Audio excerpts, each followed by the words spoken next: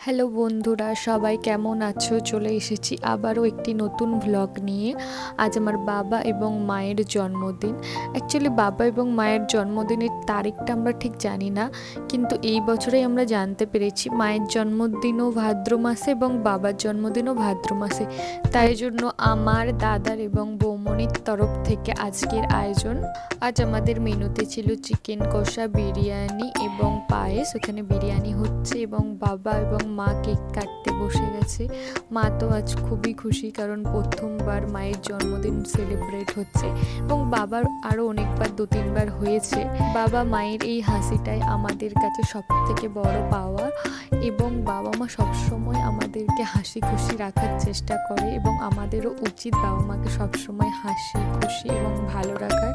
তাই জন্য আমাদের এই ছোট্ট প্রচেষ্টা। এখানে বাবা এবং আমি মিলে একটি ফটো নিচ্ছিলাম, তারপর একটি ফ্যামিলি ফটোও নিলাম সবাই মিলে।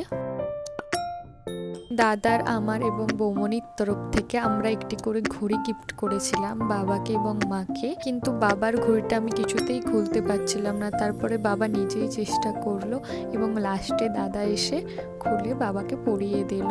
আর একটা মজার ব্যাপার হলো, আজকে কিন্তু সারাদিন মা জানেই না যে মায়ের জন্য আমরা এত কিছু অ্যারেঞ্জ করছি, এবং বাবা একটু একটু জানতো। চলুন এবার আমরা সবাই রাতের ডিনারটা সেরে নিই, এবং ভিডিওটা যদি ভালো লাগে একটা লাইক কমেন্ট শেয়ার অবশ্যই করে দেবেন।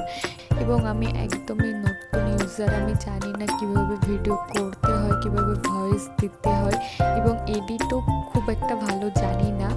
তো কোনো ভুল ত্রুটি হলে অবশ্যই ক্ষমা করবেন, এবং শুভরাত্রি সকলকে জানাই।